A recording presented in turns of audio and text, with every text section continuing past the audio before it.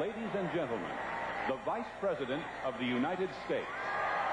The nominations have all been made and accepted. George Bush and Dan Quayle leave tonight as the official Republican ticket.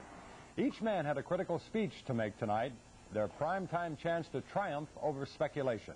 Clarice Tinsley is in New Orleans for the Republican rally. Good evening, Clarice. Hi, Steve. Vice President George Bush's speech was viewed as critical to his campaign, perhaps the most important speech of his life. Aides said the American people would see a George Bush they had never seen before.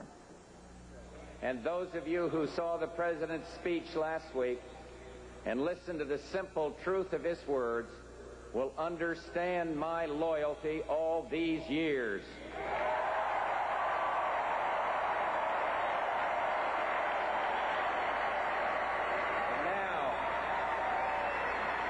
Now you must see me for what I am, the Republican candidate for President of the United States.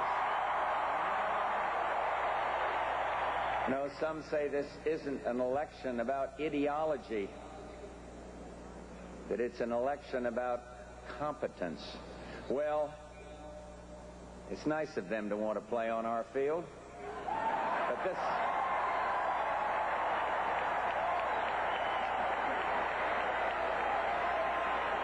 this election isn't only about competence, for competence is a narrow ideal. Competence makes the trains run on time, but doesn't know where they're going. For the Texas reaction to the Vice President's speech, let's go down to the floor of the Superdome and Channel 4's Steve Stoller. Steve? Clarice, the speech was billed the most important of Vice President Bush's career. It was supposed to define who he is. Well, down here at the Texas delegation, the speech has gone over in a big way. With me is Betty Diano, a Fort Worth delegate. Betty, your reaction to the speech? It was a powerful, steady, constant speech, given with a great deal of warmth and a great deal of humor, and I know it fired up the troops. Also with me is a delegate from Dallas, Bill Melton. Bill, did it get George Bush out of the shadow of Ronald Reagan? Absolutely. It was a super night in the Superdome. George Bush went from being a very, very positive vice president to setting his own agenda that talked about rights for women, the sanctity of life, the war on drugs, all sorts of issues that people have been saying that didn't exist. He promised to keep America moving without a tax increase. Thank you, Bill. I think if the delegates had to rate the speech, they'd give it an A+. Pandemonium on the floor, Clarice. Okay, Steve, this night also belonged to George Bush's #2 man on the ticket, Indiana Senator Dan Quayle. Now, much attention's been focused on the senator after questions arose about his record of service during the Vietnam War. Quayle did not address those questions, but did let the crowd know where he stands.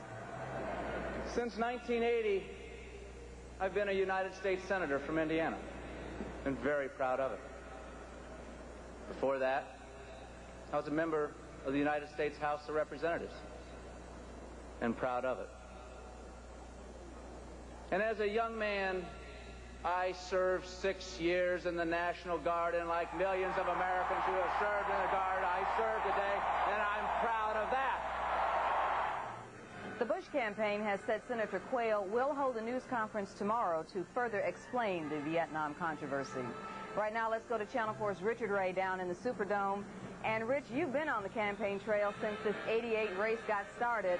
Where does it stand now, and what has George Bush done for his campaign tonight? Well, I think I'm going to talk about Dan Quayle's performance a little bit, Clarice. Publicly, at least, Texas Republicans are saying that they think his problems are temporary.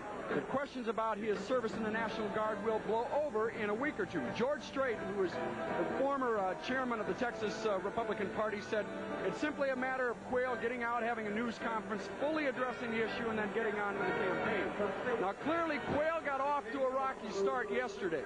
He was uncomfortable, even testy with the media once put in that kind of a spotlight. Tonight, we saw a very different Dan Quayle. He was confident to the point of cockiness. He got a thunderous reception here. I think George Bush took a very big big gamble with Dan Quayle. The Democrats are going to try to portray him now as too well-born, too wealthy, too young, too experienced. The lines are drawn, Clarice. The race is on. Thanks. Texas Republicans are set to hit the campaign trail. They've got their own all-star team in place. Channel 4's Barbara White joins us now with more on that. Barbara? Clarice, the effort is called Victory 88, and its aim is to saturate the state with the message of George Bush. These are the folks who will hit the campaign trail for George Bush in Texas. In political terms, they're known as surrogates. That's our major league team. Texans in rural Texas and urban Texas, they're going to see a lot of this surrogate team. And today, Texas delegates got a preview of the issues these GOP notables will talk about. You know, Michael Dukakis has never met a tax that he wouldn't raise. In Campaign 88, the GOP has Dallas Cowboys legend Roger Staubach on its team, and Roger is scared. I'm scared about this race, but it's a very healthy being scared, because when I was an athlete, I went in to play a game, I was scared, but my adrenaline was pumping. My adrenaline was pumping because I wanted to win very badly. Well, I'm scared, and that means you got to get out and work. Senator Phil Gramm claims the election of Michael Dukakis is dangerous for Texas. When Michael Dukakis opposes weapon systems, he's not just imperiling America, because Texans may believe in a strong defense, but we're also leaders in providing that defense. If that isn't enough to get Republicans working, Texas delegates heard this battle cry. Let's go get them. Come on now. We got a war on our hands, and we're going to win it. And a pair of Texas surrogates hit the campaign trail tomorrow. Senator Phil Gramm and George Bush Jr. leave New Orleans to make 5 stops in Texas cities, including Dallas. It should be quite a campaign. You bet, Barbara. There's quite a send-off down there, isn't it? Steve, the 1988 Republican National Convention is now just a memory, and what it means to George Bush is still evolving. I'll be back at the convention. They may have made up for with pageantry. We leave you now with a look at that, a sample of one of the star-studded performances here and of some of the Texans who took part in their party's convention. Appreciate your company. Good night from New Orleans. We're coming home.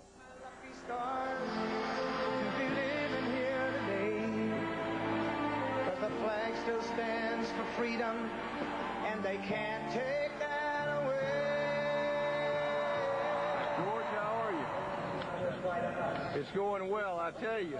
We've got a lot of support for George Bush out here. To be an American, where at least I know I'm free, and I won't forget the men who died, who gave that right to me. From naval aviator to vice president, George Bush has shown again and again his love for his country, his countrymen, and the values that made America great and strong.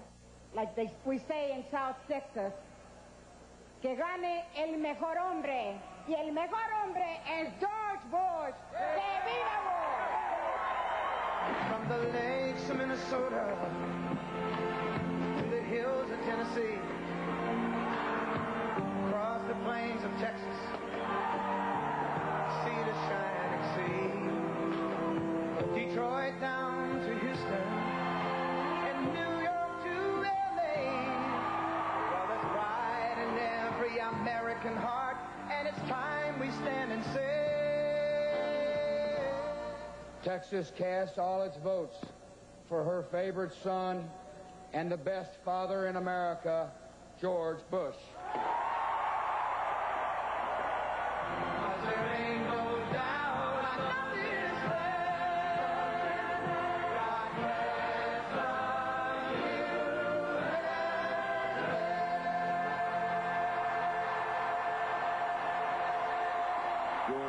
One personal request. Go out there and win one for the Gipper.